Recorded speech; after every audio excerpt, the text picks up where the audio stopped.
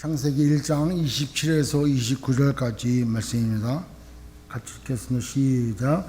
하나님이 자기 형상 곧 하나님의 형상대로 사람을 창조하시되 남자와 여자를 창조하시고 하나님이 그들에게 복을 주시며 하나님이 그들에게 이르시되 생육하고 번성하여 땅에 충만하라. 땅을 정복하라. 바다의 물고기와 하늘의 새와 땅에 움직이는 모든 생물을 다스리라 하시니라. 하나님이 이르시되 내가 온 지면에 심에 있는 모든 채소와 씨 가진 열매 맺는 모든 나무를 너희에게 주노니 너희의 먹을거리가 되리라. 아멘. 아멘. 지난 시간에 우리가 복에 대해서 이렇게 개략적으로 알아봤어요. 그 중에 그 시인 나태주가 썼던 행복이라는 그 시를 이렇게 이제 읽다가 이렇게 그만두는데, 맞아 보면은 그래. 저녁 때 돌아갈 집이 있다는 게 행복이고, 행복이라는 시가 저녁 때 돌아갈 집이 있다는 것, 또 힘들 때 마음속으로 생각나는 사람이 있다는 것. 여러분 누가 생각나십니까? 이런 왼수 같은 놈 이러면 안 되는 거야. 마음에 왼수가 생각나면 안 돼. 우리는 누가 생각나야 돼요? 예수님이 생각나야 돼요. 내가 힘들 때나 내가 어려울 때나 내가 기쁠 때나 슬플 때나 항상 내 옆에서 내게 힘내 주시는 예수님이 생각나야 되는 줄 믿습니다. 요 얘기하다가 끝났어. 그죠? 기억을 못하니까 제가 설교를 또 해도 여러분들은 몰라. 그러니까 저는 좀 자유한 것 같아요. 그리고 외로울 때 혼자서 부를 노래가 있다는 거예요. 우리는 찬양이 있지 않습니까? 그게 이제 일부분인데, 저녁 때 돌아갈 집이 있다는 것, 그리고 그리울 때 내 마음속에 생각나는 사람이 있다는 것, 그 다음에 외로울 때 부를 노래가 내게 있다는 것, 이것만 가져도 행복하다는 거예요. 여러분 다 가지고 있잖아요. 그죠? 내 마음속에 생각나는 애들이 있고 남편이 있고 아내가 있고, 물론 남편하고 아내가 생각날 때마다 이빨을 가는 사람도 있겠지만은 그거 말고, 그러니까 남편의 새로운 이름이 뭐예요? 왼수. 그래서 누군가는 그랬다잖아요. 자기 아버지 이름을 몰랐대. 평생 몰랐다가 자기 아버지 이름을 그런 줄 알았대. 엄마가 늘상 아버지 이름 불렀대. 뭐라고요? 왼수덩어리라고 그렇게 부르세요 집에서? 이 인간 저 인간 그랬대. 에이 인간아 그래가지고 자기 아버지 이름이 이 인간이구나. 그래서 인간인 줄 알았대 이름이. 근데 우리가 호칭도 중요한 것 같아. 근데 그럴 때 생각나는 사람이 있다는 거, 참 그게 행복인 것 같아요. 만약에 진짜 왼수밖에 생각이 안 된다면 내가 어떠한 인생을 살았는가 뒤돌아봐야 되는 거예요. 또 내 안에 외로울 때 부를 노래가 있다는 거 참 행복하잖아요.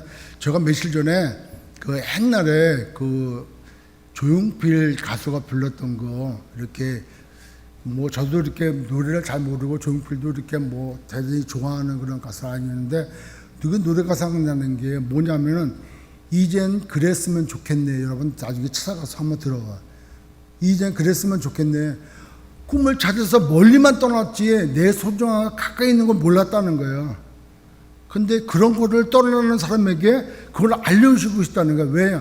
자기가 숱하게 멀리 떠나고 하늘의 별을 따라가기도 하고 멀리 가면은 막 뭔가를 잃을 것 같은 그런 꿈을 갖고 갔는데 나중에 보니까 가장 소중한 게 옆에 있었다는 거예요. 그걸 몰랐다는 거죠. 여러분 가장 소중한 게 바로 내 옆에 있습니다. 내 가족이고 내 교회고 내 아이고 내 아내고 내 남편이 가장 소중하고 지금 시간이 가장 소중한 거예요. 그걸 모르고 멀리만 떠나고 자꾸 높은 것만 쫓다 보면은 헛된 건 나중에. 그러니까 전도서 기자가 뭐라 그래? 솔로몬이 헛되니 헛되다 그러잖아. 다 해보니까 다 헛되다는 거예요. 결론이. 그러니까 가장 소중한 건 내 옆에 있다는 걸 이런 거 생각하면서 이제 알게 돼요. 그래서 그러면 우리가 이제 복 받기를 되게 좋아해. 그래서 이제 저도 뭐 크리스천이면 그런 그 습관이 있어가지고 산이나 어디에 이렇게 가면은 남들 돌을 이렇게 쌓아놓으면 왜 쌓아놨겠어요? 그죠? 아무 쓸데없이 돌 위에다가 돌을 얹어놓지 않잖아요.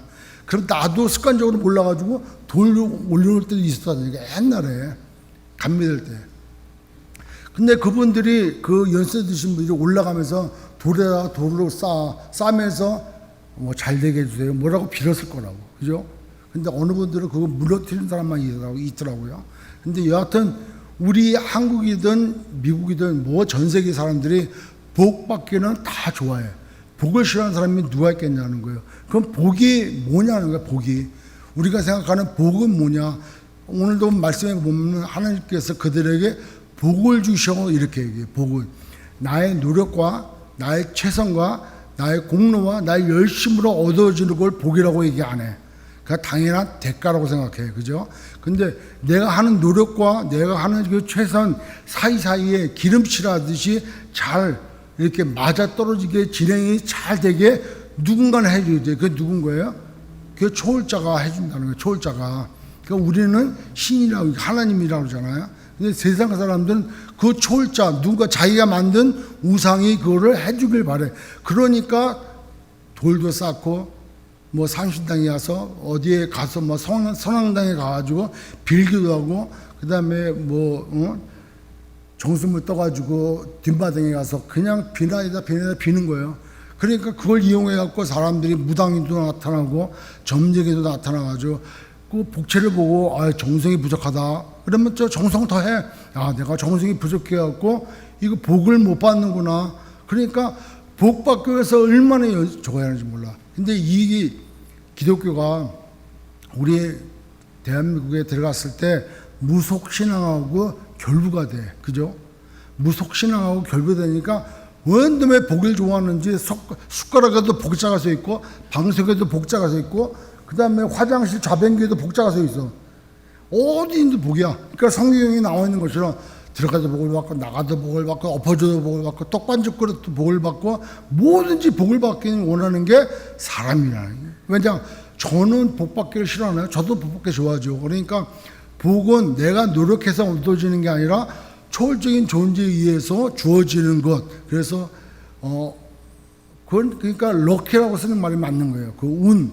그러니까 우리 속담에도 있잖아요. 복자가 들어가는 속담이나 그런 게 굉장히 많은 것 같아. 그 중에 정반대가 되는 건 뭐라 그래요? 아, 재수없네. 이래요. 재물이 들어올 그 기회를 없다는 그 기회가. 누가 그렇게 하니까, 아, 복을 내가 못 받고, 아, 재수없네. 그래. 그냥 영, 그러면 뭐라 그래요? 아, 재수에 옴 붙었네. 그래. 옴. 옴이 전염병이야. 아주 들어오면. 그게 재수에 붙어버렸으니 그게 복이 되려. 그러니까 이런 말까지 나와. 복에 대해서 얼마나 강구라니까. 근데 그러한 무속신앙에 자라났던 우리 한국에 기독교가 들어오니까 선왕당 대신에 뭐가 들었어요? 십자가가 들어있고, 그 다음에 어디 사찰이나 사원이나 어디나 가서 복을 빌던 그런 습관이 교회에 와가지고 그런 마음 되는 거야. 그리고 목사님도 마찬가지 관계가 그렇게 형성이 돼.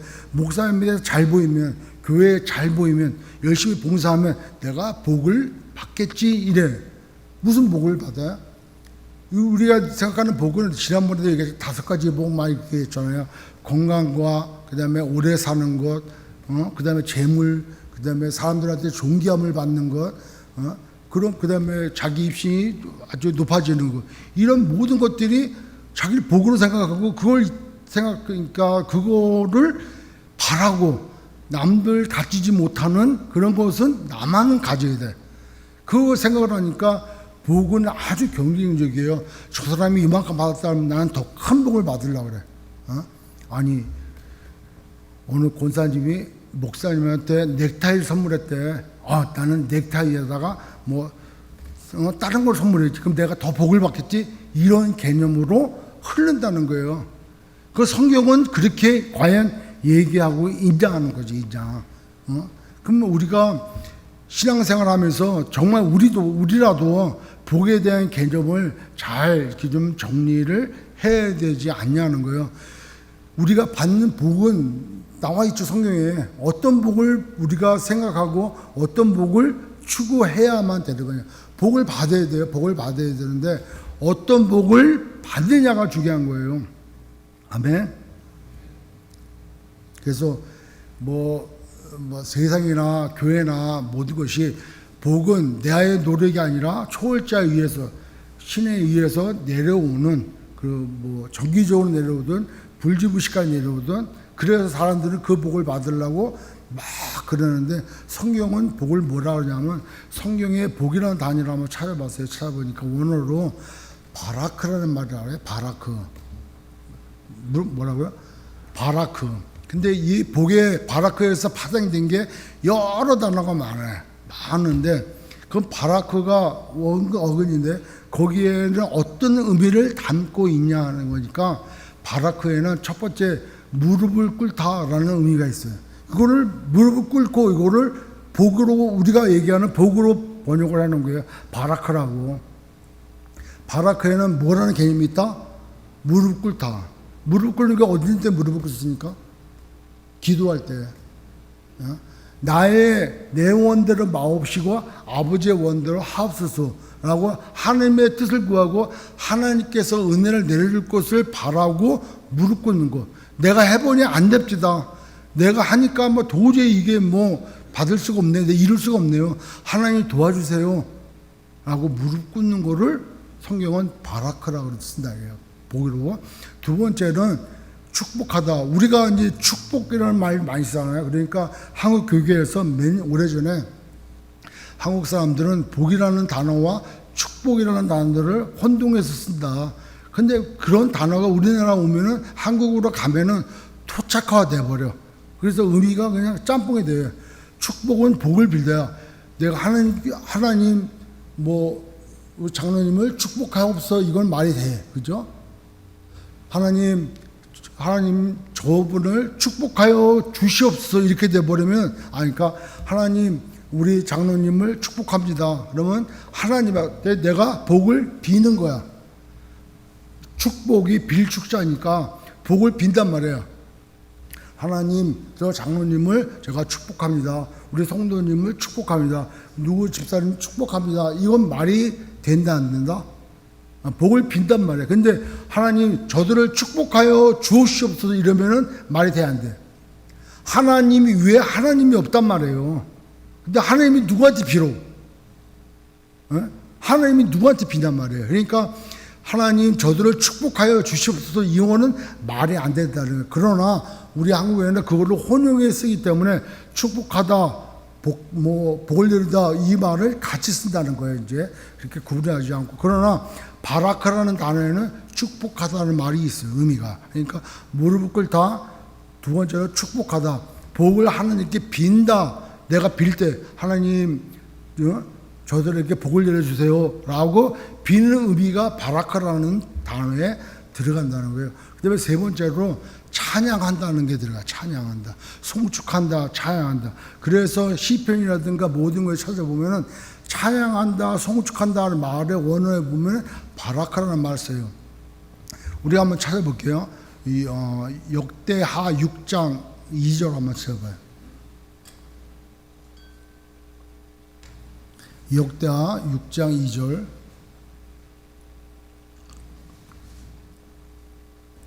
2절 밑으로 보면은 솔로몬이 성전을 짓고 난 다음에 이스라엘 백성을 다 모아가지고 하나님 앞에 기도하는 거예요. 그때 뭐라고 했냐면 내가 주를 위하여 거하실 성전을 건축하였으니 주께서 영원히 계실 처소로서이다 하고 3절 얼굴을 돌려 이스라엘 온 회중을 위하여 뭐라고 그래요? 축복한 여기서 축복을 바라크라는 단어를 썼다. 바라크 원어에 블레싱이라고 그러잖아요. 바라크라고 썼어요. 그때 이스라엘 온 회중이 서 있더라. 그 다음에 또 13절 한번 볼게요. 13절 솔로몬이 일찍이 잘 보여 노수로 단을 세웠다. 이 대를 그러니까 그러니까 단지도 높아요. 그러니까 길이가 5규빗이요, 넓이가 5규빗이요 되는 강대상 같은 거 이 단상을 만들었다는 거예요, 노수로. 그래서 올라가가지고 그 가운데 뜰 가운데 뒀더니 그가 그 위에 서서 이스라엘의 모든 회중 앞에서 무릎을 꿇고 여기에 무릎이 베레크라고 바라크에서 나온 말이에요.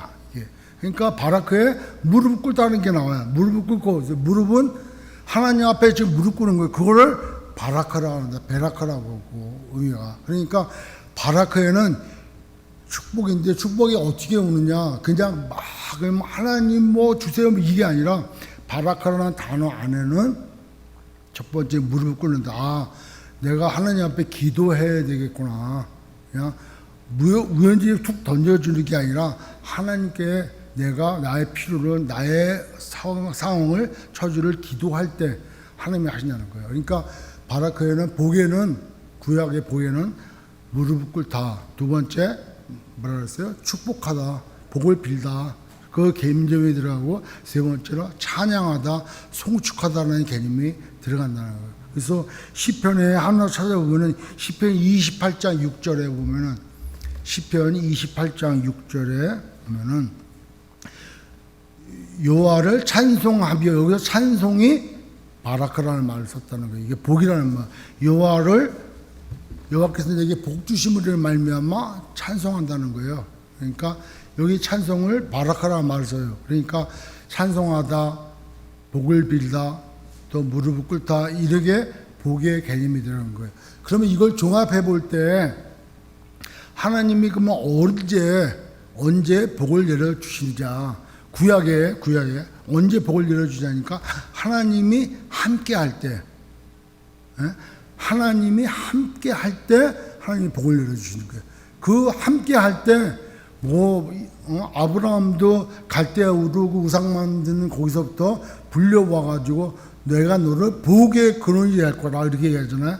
바라크라고 하잖아요. 그러니까 너가 복의 근원이 된다. 그게 뭐예요? 하나님이 그를 믿음의 조상으로 너를 세웠다는 거예요. 하나님이 늘 너와 함께 한다는 거예요. 그래서 그 아브라함의 후손으로 누가 나와요? 예수 그리스도가 나오셔서 그를 통한 열방이 복을 받게 지금 돼가지고 우리도 복을 받았잖아요. 그러니까 복은 하나님이 함께 하실 때 복이다. 그래서 아브라함 후손 이삭도 복을 받았어. 어떻게? 한번 찾아볼게요. 구약에 이삭의 복을 우리가 보면은 창세기 26장 12절.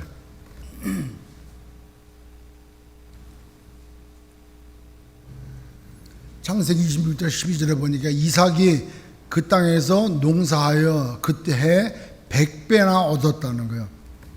여호와께서 복을 주심으로 여호와께서 복을 주시니까 그때 소유가 100배나 많아졌다는 거예요. 농사했는데 말이 100배, 이거 엄청난 이야기예요. 그리고 이삭이 가는 곳마다 우물을 팠는데 어떻게 해요? 물이 나왔어. 우물 파면 물이 나오는 거예요.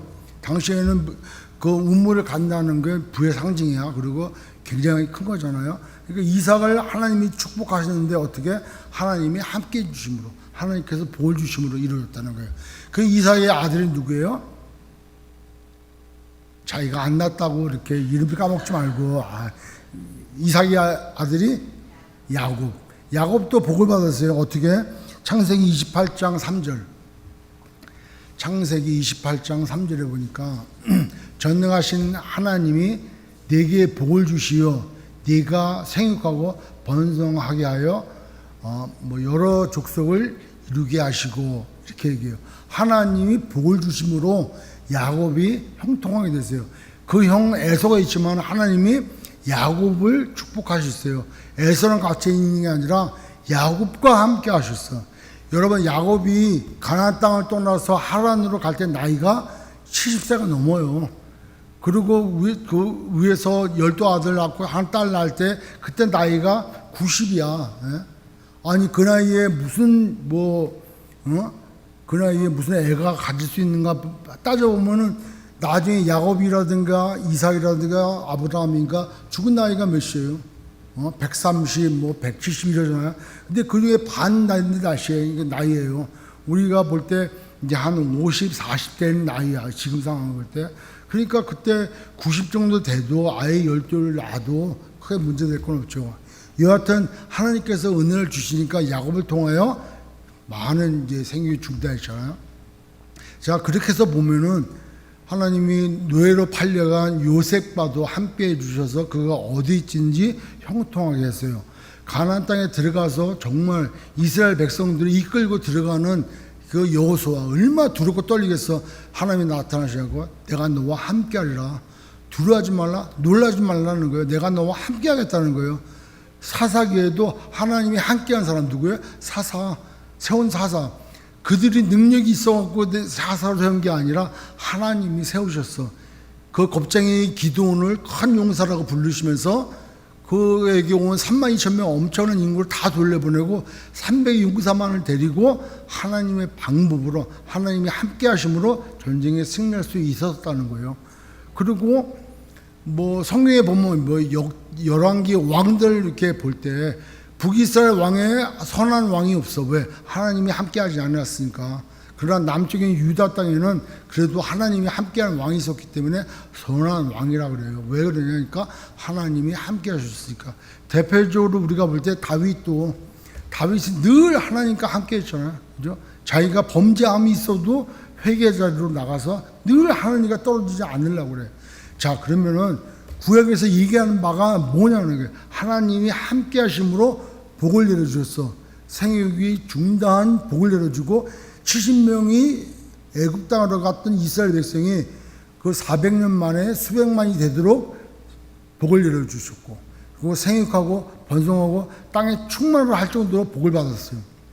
우리가 생각하는 복, 건강하게 히스기야도 생명을 연장시켜 주셨어요.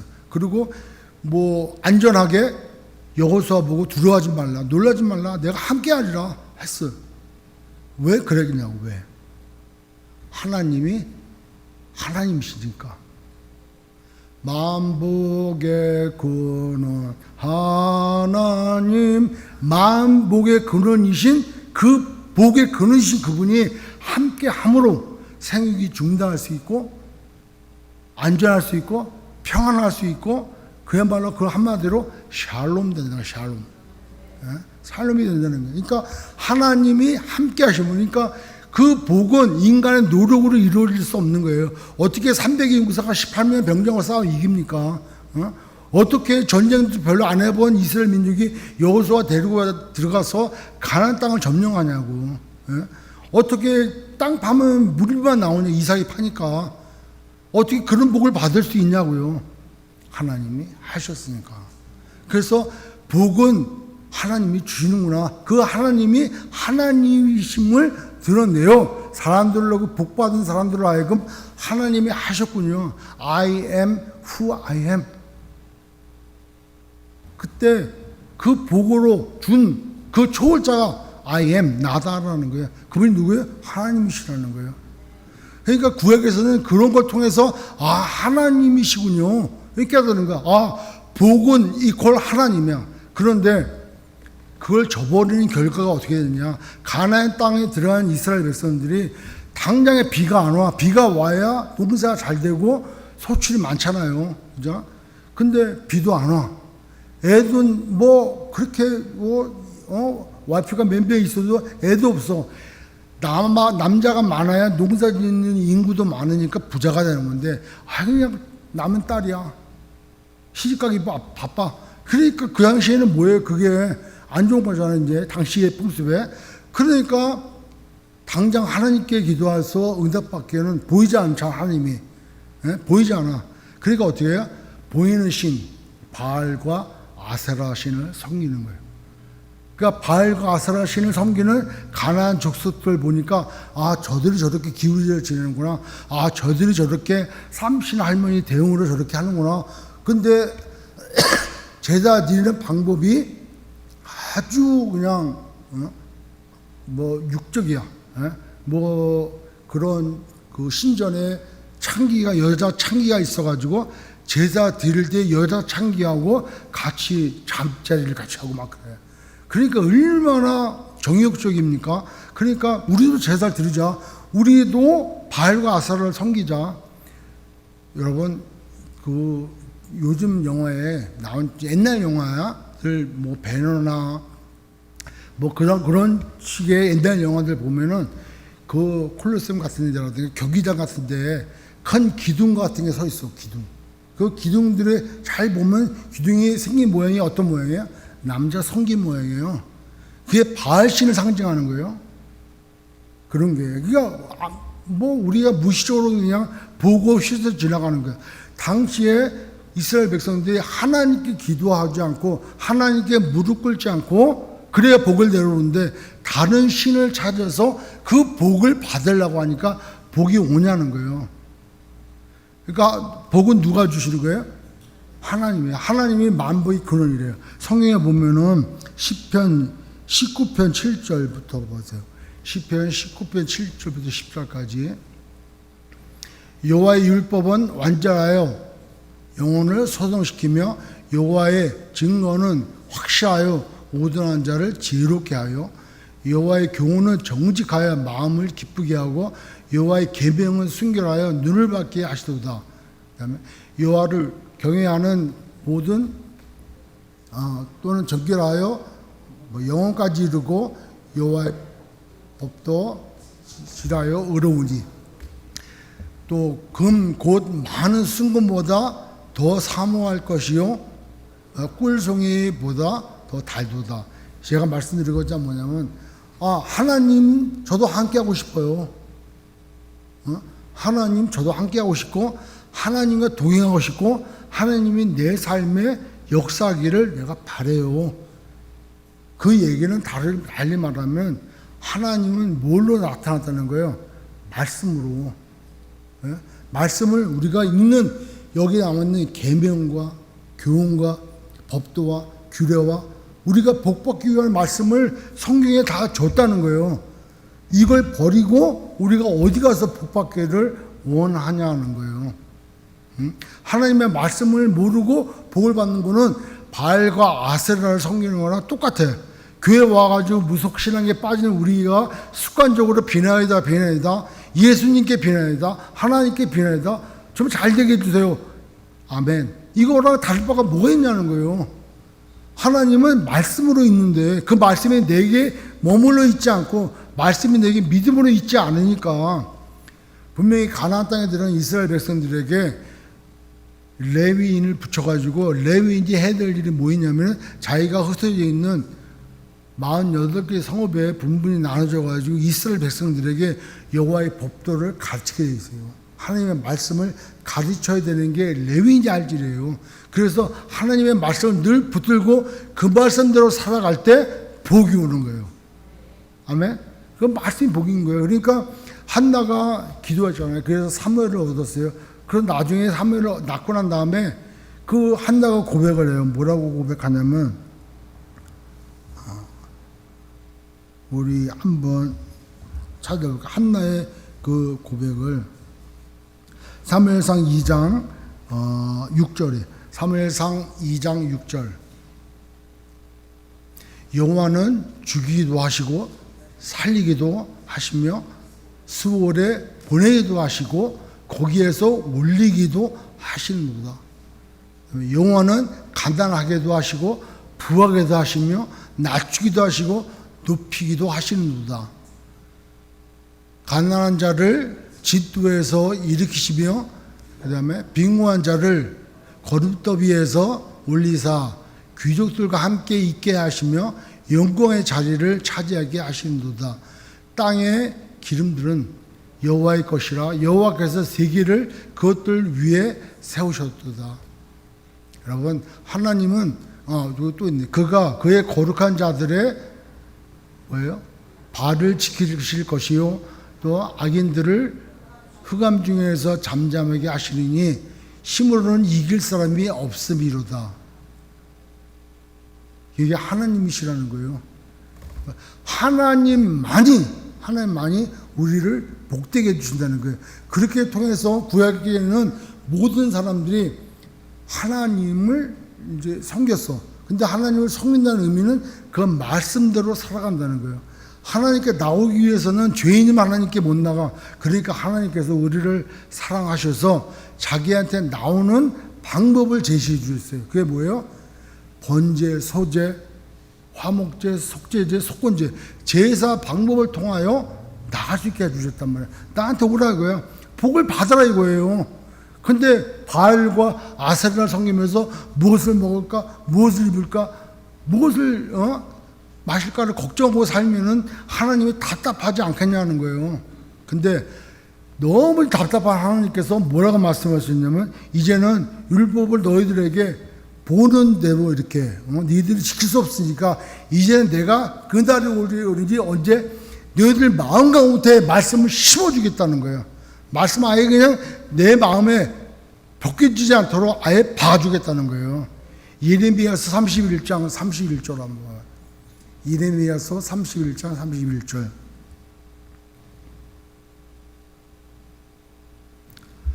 우리 같이 함께 읽겠습니다. 시작. 여호와의 말씀이니라. 보라, 날이 이르니 내가 이스라엘 집과 유다 집에 새 언약을 맺으리라. 이 언약은 내가 그들의 조상들의 손을 잡고 애굽 땅에서 인도하여 내들 날에 맺을과 같지 아니한 것은 내가 그들의 나편이 되었어도 그들이 내 언약을 깨뜨렸음이라. 여호와의 말씀이니라. 그 다음에 이 언약은 내가 그러나 그날 후에 내가 이스라엘 집과 맺을 언약이 이러하니 곧 내가 나의 법을 그들의 속에 둔대요.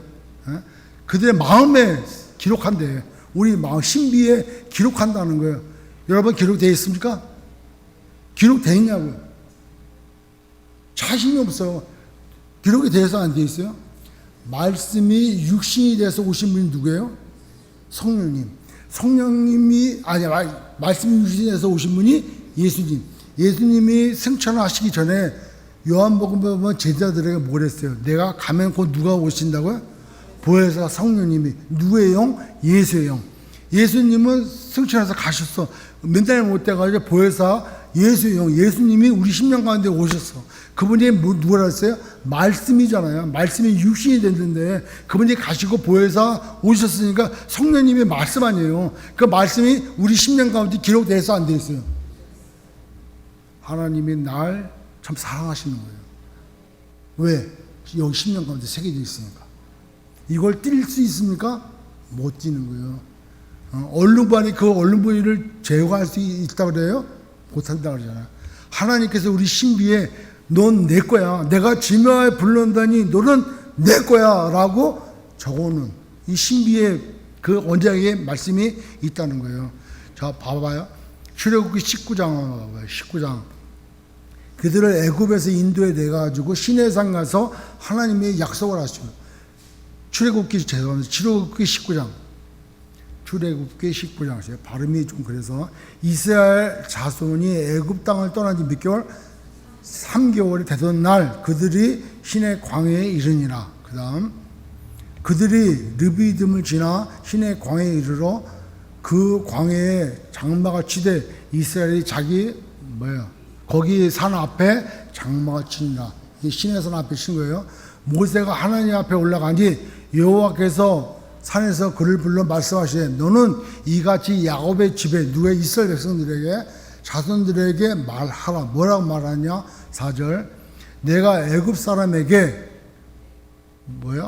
어떻게 행하였음과 내가 어떻게 독수리의 날개로 너희를 업어 내게로 인도하였음을 너희가 보았느니라. 이스라엘 백성들 이끌어낼 때 10가지 재앙을 보여주셨고 홍해 바다를 가르셨고 그잖아. 우리는 안 건넜어. 그죠? 믿음으로 건넜어. 근데 그렇게 인도에 내오셨다는 거예요. 그러고 나서 5절에 세계가 다 내게 속하나니 너희가 내 말을 잘 듣고 내 언약을 지키면 너희는 모든 민족 중에서 내 소유가 되리라. 그리고 너희가 내게 대하여 제사장 나라가 되며 거룩한 백성이 되리라. 너는 이 말을 이스라엘 자손에게 전할지니라. 베드로 전서 2장 9절. 그래서 깨달은 베드로가 뭐라고 고백해? 베드로전서 2장 9절. 그러나 너희는 택하신 족속이고 왕같은 제사장들이요 거룩한 나라요 그의 소유된 누구의 소유? 예수님의 소유, 하나님의 소유. 그냥 백성이니 이는 너희를 어둠에서 불리는 자의 덕을 그 영광을 드러내라 한다고 그러잖아요. 근데 그 언약을 아까 예레미야서 31장에 말씀하신 것처럼 내가 시내산에서 아까 출애굽기 19장에서 말로 했던 건 네가 남편을 삼았어도 네가 다 깨트리는데 언약을 그렇게 900시가 다 깨뜨렸는데 이제는 새 언약을 이제 했는데 어떻게? 너희들 마음에, 너희들 신비에 내가 새겨주겠다는 거예요. 그 새겨져 왔어. 여러분, 복의 근원이 누구예요? 예? 복의 근원이 누구? 하나님. 그래서 하나님은 복의 근원으로 나타나셔서 당신이 왜 이렇게 잘 됩니까? 하나님이 하실 거예요. 아니, 어떻게 그 불가마 속에서 살아나올 수가 있으니까 너가 예배하고 섬기는 하나님을 찬송하리로다 이래요. 그러니까 그 복을 주셨어. 안전하고 부자고 평안하고 모든 것 뒤에 하나님이 주셨다는 거예요. 그래서 모든 사람들 하여금 하나님을 섬겨야 복을 받는구나. 그러니까 복은 이꼴 하나님이야. 그러니까 만복이 그런 하나님이야. 근데 예레미야서 31장에 나와 있는 것처럼 복의 근원 강림하사 내려오셨잖아요. 누구로? 예수님으로. 복의 근원 대신 하나님이 내려오셨어요. 그리고 어디 계셔? 우리 안에 계시다는 거예요. 그러니까 우리가 복 받기를 구할 게 아니라 복이 있음을 믿어야 되는 거예요. 그래서 우리가 바라크라는 말 단어 그때 이게 그 신약에도 헬라어도 같은 뜻으로 이제 번역이 됐는데 이 바라크라는 끝에 뭐라 그랬어요? 찬양하다. 왜 찬양이 돼요? 복을 받았으니까. 우리 복 받은 자가. 그래서 바울은 그렇게 고백해. 에베소서 1장 3절에 받은 복을 그렇게 고백해요. 뭐라고요? 찬송하리로다. 복 받은 거 생각하니까 복의 근원, 만복의 근원 하나님께서 강림하셔서 우리가 있으니 찬양하는 거예요. 그분이 찬송하리로다. 하나님 곧 우리 주 예수 그리스도의 아버지께서 그리스도 안에서 예수 믿는 사람들에게 하늘에 속한 거야. 우리는 이 땅의 것 무엇을 먹을까? 무엇을 먹을까? 무엇을 마실까? 어디 가면 안전할까? 어디 가면 평안할까? 그렇게 바알과 아세르를 섬기고 그렇게 혼자 가서 열심히 이젠 그랬으면 좋겠네. 소중한 게 옆에 있다니까. 뭘로? 말씀으로. 말씀이 뭐라 그래서 너는 하늘에 속한 복을 받은 자라는 거예요. 근데 왜 우리가 이 땅의 것을 구하다 못해 아예 붙들려 갖고 사냐 이거예요. 이거를 진짜 알 때 진리를 알지니 진리가 너희를 자유케 하리라. 무엇을 먹을까? 무엇을 먹을까? 무엇을 마실까? 라고 묶여가지고 이 땅에 나의 남은 삶이 하늘에 올라가면 딸까? 별을 따면 딸까? 뭐 멀리만 하고 많이만 하고 열심히만 하면 되는 줄 알았는데 나중에 깨닫고 보니까 소중한 게 여기 있구나. 내가 벌써 가지고 있었네. 그래서 하나님이 참 날 사랑하시구나. 세월에 묻혀갖고 잊어버렸어. 예? 오늘 가사처럼 그냥 살았어. 그런데 감감히 생각해 보니까 하나님이 날 참 사랑하시는 거야. 왜요? 그 생각을 다시 기억하게 하잖아. 내가 예수 믿는 사람이지. 어렸을 때 내가 교회 갔었지. 엄마가 나를 위해서 기도하고 있겠지. 아내가 나를 위해서 기도하고 있겠지. 그때 문득 하나님이 참 나 사랑하셔. 절대 로마서 8장 38절 39절 말씀대로 그리스도 안에서 하나님의 사랑을 끊을 자가 없다는 거예요. 근데 그걸 어떻게 알아? 믿음을 하는 거예요. 믿음은 어떻게 생겨요? 들으면서 나는 거예요. 들은 거는 누구예요? 그리스도의 말씀을. 그리스도의 말씀이 뭐예요? 성경인 거죠. 그럼 우리는 하늘의 신령한 복을 받으라. 하늘에 속한 신령한 복이래. 세상적인 복이 아니라 자, 신령한 복을 받으면 어떻게 됩니까? 자족하게 되는 거예요. 그래서 사도 바울이 빌립보서 4장 12절에 뭐라고 얘기합니까? 빌립보서 4장 12절 볼게요. 나는 비천에 처할 줄도 알고 풍부에 처할 줄도 알고 또 모든 일 곧 배부르고 배고프고 풍부와 궁핍에 처할 줄 아는 일체의 비결을 알았대. 어떤 비결? 내가 하늘에 속한 그러한 복의 근원 대신 하나님을 내가 소유하고 있구나. 그러니까 이 땅의 것은 아무것도 아니구나. 그러니까 세상 사람들이 볼 때 가난한 데도 있어봤고 부유한 데도 있어봤고 궁핍한 데도 있어봤다는 거예요. 근데 내 스스로가 모든 것에 이러면 이런 대로 저러면 저런 대로 자족할 걸 배웠다는 거예요. 그러니까 이 신령한 복을 받은 사람, 진리를 아는 사람은 자족하는 거예요. 그냥 예수 믿었기 때문에 우리가 심각하게 한번 생각해가지고, 여러분들 오늘 교회 나오셨어요. 좀 이따가 이제 교제하고 이제 집에 가겠죠. 집에 가서 사람들도 그냥 만나요. 나 예수 믿으니까 행복해요. 정말 행복해요? 정말 행복하냐고. 저 예수 믿으니까 두려움이 없어요. 당장 비즈니스가 망하게 가는데 저 두렵지 않아요? 정말 안 두려울까? 정말 안 두렵냐고. 예? 우리가 다닐 때 얼굴 환하게 웃고 다니래. 크리스찬은 예수님을 믿으니까. 근데 그 속은 완전 문드러졌어. 그러니까 겉다루 속다루 겉바 속초. 그러니까 겉은 바삭하고 속은 촉촉하고. 근데 그 거꾸로 겉촉 속바. 겉은 촉촉해. 은혜로 촉촉한 것 같아. 속은 바짝 말라 있어. 아이고, 이거 오늘 이거 해야 되는데, 아이고. 근데 우리의 신앙생활이 겉과 속에 저도 괜히 멀쩡한 척 보이려고 그래. 멀쩡한 것도 아니면서도. 그런데 멀쩡한 척 보이려고 그래. 왜? 제가 약한 모습 여러분들이 보면 실망도 하고 안타깝도 느끼고 막 그러니까 아닌 것처럼 막 이렇게 얘기해. 여러분들도 내가 은혜 받은 척 그래. 솔직히 그러잖아요. 예배 끝나면 목사님 오늘 진짜 설교 너무 길었어요. 이런 말 잘 안 하잖아요. 목사님 은혜 받았어요. 속으로는 이 교회는 왜 이렇게 설교가 길어 이러면서 겉으로는 그래. 그런 것도 필요하지만 우리의 신앙생활이 고난도 겪어야 되고, 자, 한번 생각을 해봤어요. 이제 내가 예수를 믿어. 예? 그리고 요한복음에 주님이 말씀하신 대로 아버지여, 아버지와 내가 하나가 된 것처럼 저들도 우리와 하나가 되게 하옵소서. 이게 예수님이 아버지께 한 기도예요. 그런 하나님과 예수님이 하나야. 삼위일체. 뭘로 하나 됐어? 완전한 사랑으로 하나 됐잖아요. 그 사랑으로 하나 됐어. 우리가 하나 된 것처럼 저들도 누구? 예수 믿는 우리도 하나가 되게 해주세요.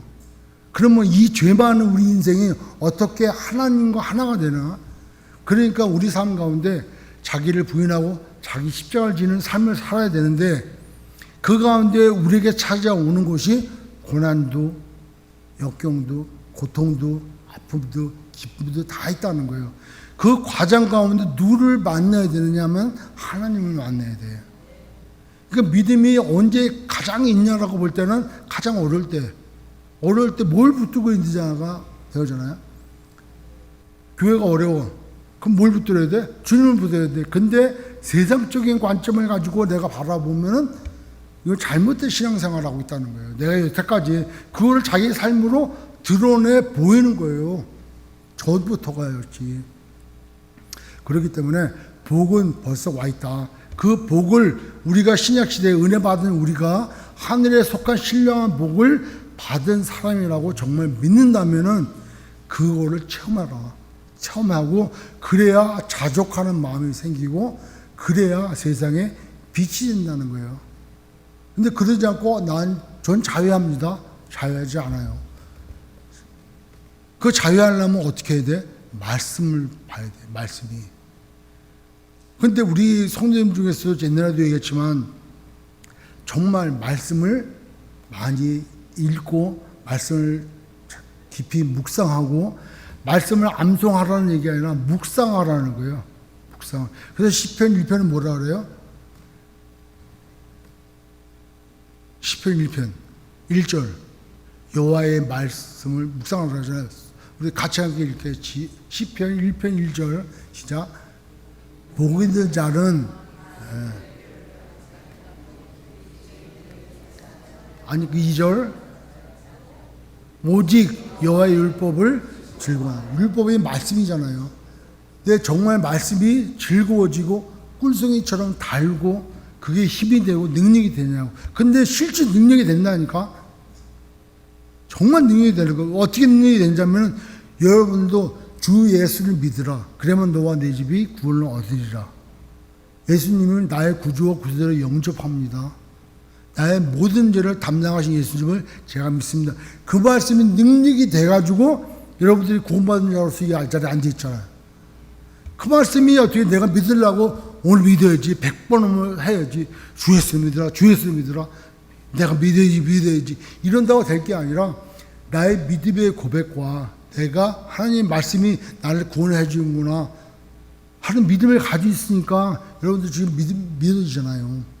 물론 그대에 하나님이 역사하시는 게 있지만은 말씀이 내게 능력이 된다니까. 그러니까 말씀을 멀리하지 마시고 여러분 기도 제목 있습니까? 삶이 공감합니까? 참 어렵습니까? 말씀을 붙들어야 돼요. 그럼에도 불구하고 말씀을 붙들어야 돼요. 그래서 뭐 한국에 처음에 온 선교사님이 그 성경책을 뺏어버리고 그래서 그 사람을 쏴 죽이고 그 성경책 가지고 뭐 할 게 없잖아요. 그러니까 자기 집에 도배지를 썼어. 도배지. 그러다 낮에 누워서 놨다 쩐다다가 도배지한 성경 구절이 눈에 들어와가지고 예수 믿었어. 그래서 그분이 목사님이 됐어요. 그게 성경 일지에 나와 있더라 보니까 성경 역사에 하나님의 말씀은 능력 있는 줄 믿습니다. 목사님이 능력 있는 게 아니고 다른 사람의 능력이 아니고 말씀이 능력 있는 거야. 말씀을 간증하는 게 능력이 아니고 말씀을 배우는 게 능력이 아니고 말씀이 능력 있는 거예요. 그러니까 하루에 말씀을 읽어야 될까요? 안 읽어야 될까요? 읽어야죠. 그리고 또 말씀을 묵상해야죠. 아멘. 말씀 묵상해야 돼요. 정말 이 말씀이 그냥 대버리면 바알과 아세라 섬기듯 교회에 와가지고 비나이다 십자가의 비나이다 또는 비나이다 예수님께 비나이다 이것만 된다니까. 말씀이 능력이야. 말씀이 하나님이고 말씀이 응답이야. 그러니까 절대 말씀을 떠나서는 절대 안 돼요. 그래서 1.2래도 없어지지 아니한다 그랬잖아요. 그러니까 말씀을 꼭 붙드시는 저와 여러분 되고 또 말씀이 지금 복으로 찾아와서 우리에게 복 주셨음을 믿고 그 복을 전하는 통로가 다 되시기를 주의 이름으로 축원합니다.